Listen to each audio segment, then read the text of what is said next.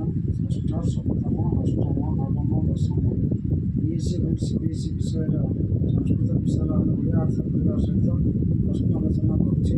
ସେହି କ୍ରମରେ ଆମେ ଆଜି ନବମ ଶ୍ରେଣୀର ସଂସ୍କୃତ ବ୍ୟାକରଣ ବହିର ପାରିଭାଷିକ ଶବ୍ଦ ପ୍ରକରଣ ଆଲୋଚନା କରିବା, ଭଲ ଭାବରେ ପଢ଼ିବା ଏବଂ ଶୁଣିବା ବୁଝିବା ପାଇଁ ଚେଷ୍ଟା କରିବା। ଓଡ଼ିଶାର ଆମର ନବମ ଶ୍ରେଣୀର ପାରିଭାଷିକ ଶବ୍ଦ।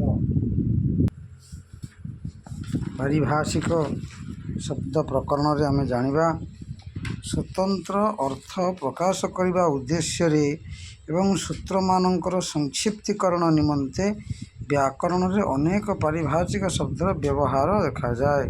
ସେହି ପାରିଭାଷିକ ଶବ୍ଦ ବା ସଂଜ୍ଞାଗୁଡ଼ିକର ନିର୍ମାଣ ସେମାନଙ୍କର ଗଠନ ବା ପ୍ରୟୋଗ ବା ଅର୍ଥକୁ ଆଧାର କରି କରାଯାଇଥାଏ। ଯେଉଁ ସଂଜ୍ଞାପଦ ଗୁଡ଼ିକ ନିଜ ନିଜର ଅର୍ଥ ପ୍ରକାଶ କରିବାକୁ ସମର୍ଥ ସେଗୁଡ଼ିକ ଅକୃତ୍ରିମ ବା ଅନ୍ୱୟ ସଂଜ୍ଞା ଯଥା କାରକ। ଏହାର ଅର୍ଥ ସହଜରେ ବୁଝି ହେଉଛି। ଅନ୍ୟ କେତେକ କୃତ୍ରିମ ଯଥା ଟି ଏବଂ ତଦ୍ଭିନ୍ନ କେତେକ ସଂଜ୍ଞା ଭାଷା ନିରପେକ୍ଷ ଯଥା ଗୁଣ।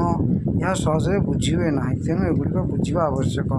ଆରମ୍ଭରୁ କେତୋଟି ପାରିଭାଷିକ ଶବ୍ଦ ସହିତ ପରିଚୟ ରହିଲେ ଆମେ ବ୍ୟାକରଣ ଅଧ୍ୟୟନରେ ଆମକୁ ସହଜ ସୁଗମ ହେବ। ଯଥା 1 ନମ୍ବର ଅକଥିତ। ଏହା ଗୋଟିଏ କର୍ମର ସଂଜ୍ଞା।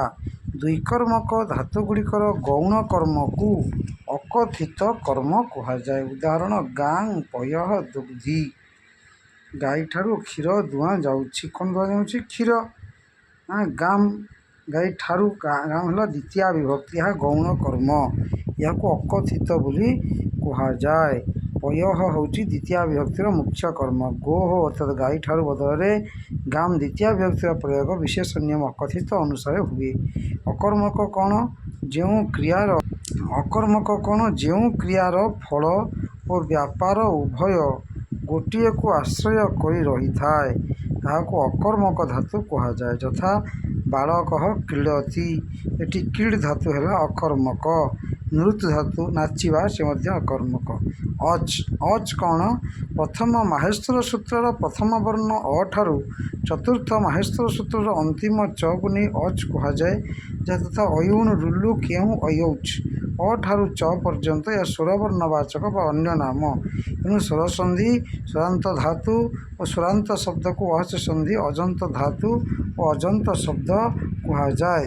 ତାପରେ ଆମେ ଜାଣିବା ଅତ୍ୟନ୍ତ ସଂଯୋଗ। ଏ ଯେଉଁ ଅତ୍ୟନ୍ତ ସଂଯୋଗ ଏ ଶବ୍ଦଟି କ'ଣ? ଆମେ ଯେମିତି ପଢ଼ିଥିବା ଇଂରାଜୀ ବ୍ୟାକରଣ ବହିରେ ଯଦି ପ୍ରୋଗ୍ରେସ୍ କାମ ଚାଲିଛି, ପ୍ରୋଗ୍ରେସ୍ ହେଇଛି ବୋଲେ ସେଠି ଦ୍ୱିତୀୟା ବିଭକ୍ତି ଆମର ପ୍ରୋଗ୍ରେସିଭ୍ ଟେନ୍ସ ହୁଏ, ଯାହା 2 ନମ୍ବର ଟେନ୍ସ। ଏଠି ମଧ୍ୟ ଠିକ୍ ସେମିତି ଯଦି କାମ ଚାଲି ରହିଛି, ଅତ୍ୟନ୍ତ ସଂଯୋଗ ହେଇଛି, ତାହେଲେ ବ୍ୟାପ୍ତି ଅର୍ଥ ଦ୍ୱିତୀୟା ହେବ। କାମ ସରିଯାଇଛି, ଫଳ ମିଳିସାରିଛି, ଯେମିତି ଆମର ପରଫେକ୍ଟ ଟେନ୍ସ ହୁଏ, ସେଠି ମଧ୍ୟ ତୃତୀୟା ବିଭକ୍ତି ହେବ। ତେଣୁ କହିଲା କାଳ ଓ ମାର୍ଗର ବ୍ୟବଧାନ ରହିତ ଅବିଚ୍ଛିନ୍ନ ଅବସ୍ଥାକୁ ଅତ୍ୟନ୍ତ ସଂଯୋଗ କୁହାଯାଏ। ଉଦାହରଣ ମାସମ୍ ପଠତି। ମାସେ ବ୍ୟାପୀ ପଢ଼ୁଛି, କୌଣସି ଦିନ ବନ୍ଦ କରିନାହିଁ।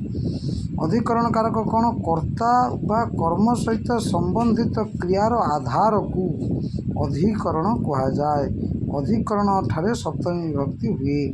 ଅନଭିହିତ କ୍ରିୟନ୍ତ କୃଦନ୍ତ ତଦ୍ଧିତ ଓ ସମସ୍ତ ପଦ ଦ୍ୱାରା କର୍ତ୍ତା କର୍ମ ପ୍ରଭୃତି ଉକ୍ତ ହୋଇଥାନ୍ତି। ସେ ଯିଏ ଉକ୍ତ ହୁଏ ସେଠି ପ୍ରଥମା ବିଭକ୍ତି ପ୍ରୟୋଗ ହୁଏ।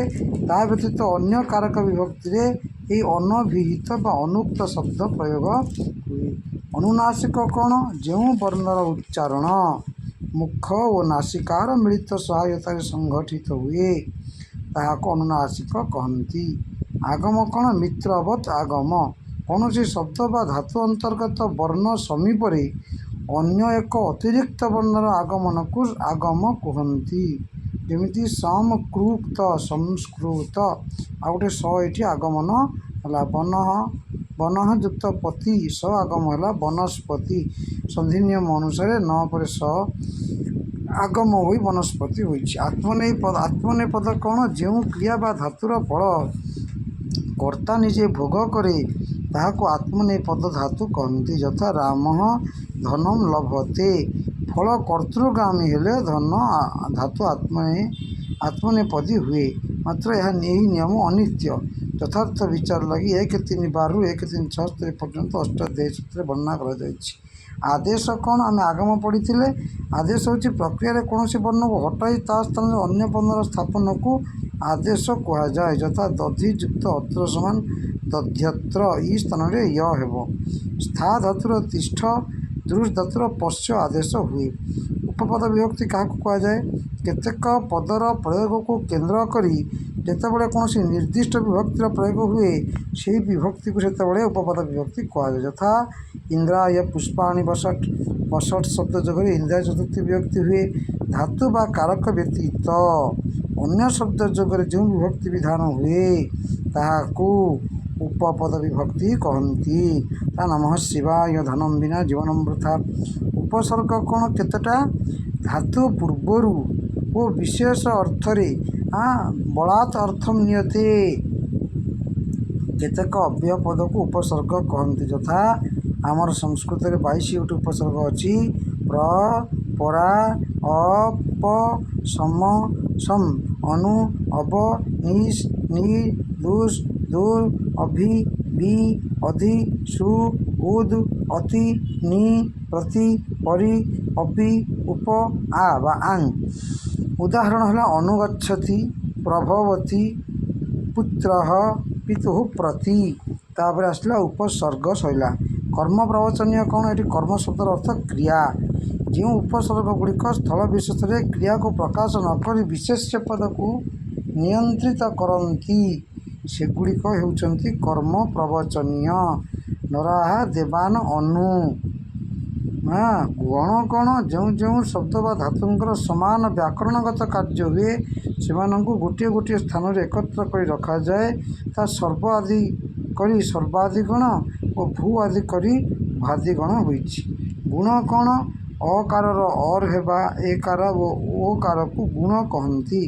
ସ୍ୱରର ଗୁଣ ହୁଏ କହିଲେ ଇ ଆଉ ଇ ସ୍ଥାନରେ ଏ ହୁଏ, ଉ ଆଉ ଉ ସ୍ଥାନରେ ଓ ହୁଏ, ରୁ ଆଉ ରୁ ସ୍ଥାନରେ ଅର୍ ହୁଏ ଏବଂ ରୁ ସ୍ଥାନରେ ଅର୍ ହେବାକୁ ବୁଝାଏ। ଯଥା ଦେବଯୁକ୍ତ ଋଷିଃ ଦେବର୍ଷିଃ ରର ଅର୍ ହୋଇଛି।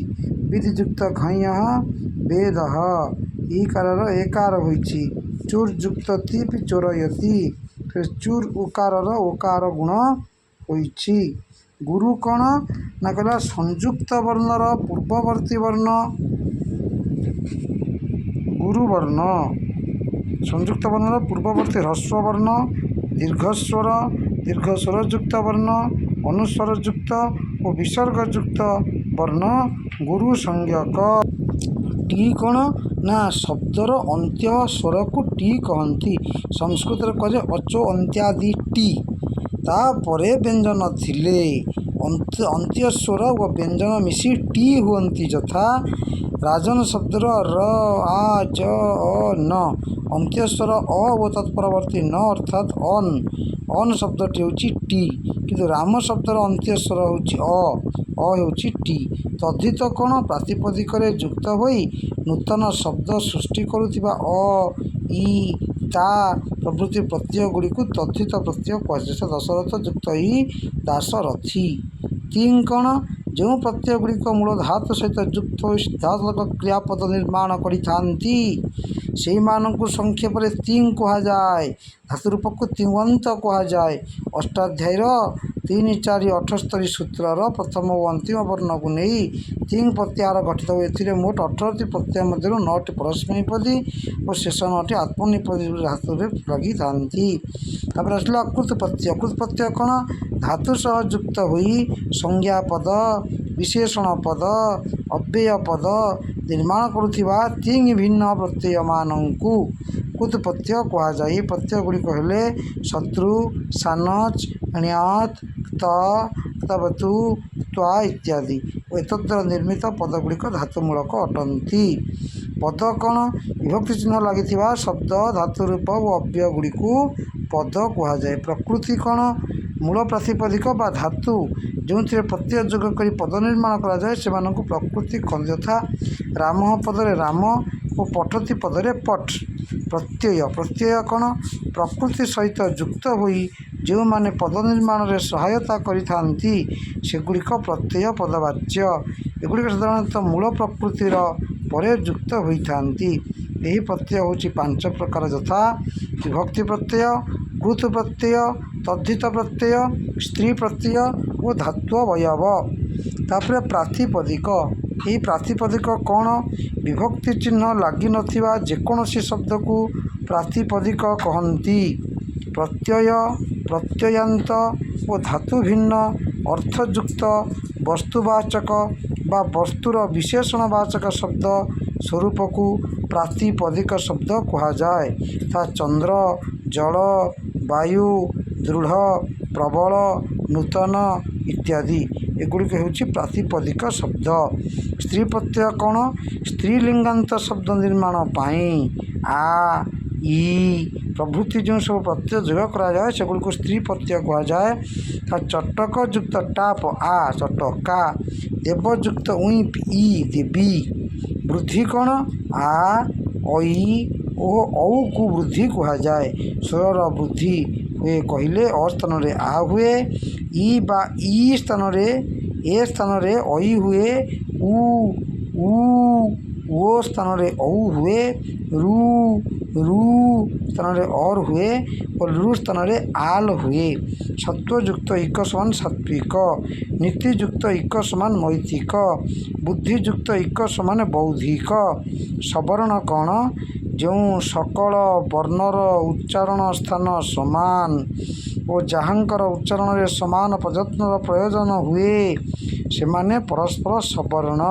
ଯେମିତି ଅ, ଆ, ଇ, କ, ଖ, ଗ ମାନେ ପରସ୍ପର ସବର୍ଣ୍ଣ। ଉପଧା କ'ଣ? ଅନ୍ତ୍ୟ ବର୍ଣ୍ଣର ପୂର୍ବ ବର୍ଣ୍ଣକୁ ଉପଧା କୁହାଯାଏ। ରାମ ଶବ୍ଦର ଅନ୍ତ୍ୟ ଅର ପୂର୍ବବର୍ତ୍ତୀ ମ ରହିଛି, ତେଣୁ ମ ହଲନ୍ତ ହେଉଛି ଉପଧା। ତାପରେ ସମ୍ପ୍ରସାରଣ। ସମ୍ପ୍ରସାରଣ କ'ଣ? ୟ, ୱ, ର, ଲ ସ୍ଥାନରେ ଯଥାକ୍ରମେ ଇ, ଉ, ରୁ, ଲୃ ହେବାର ନାମ ହେଉଛି ସମ୍ପ୍ରସାରଣ।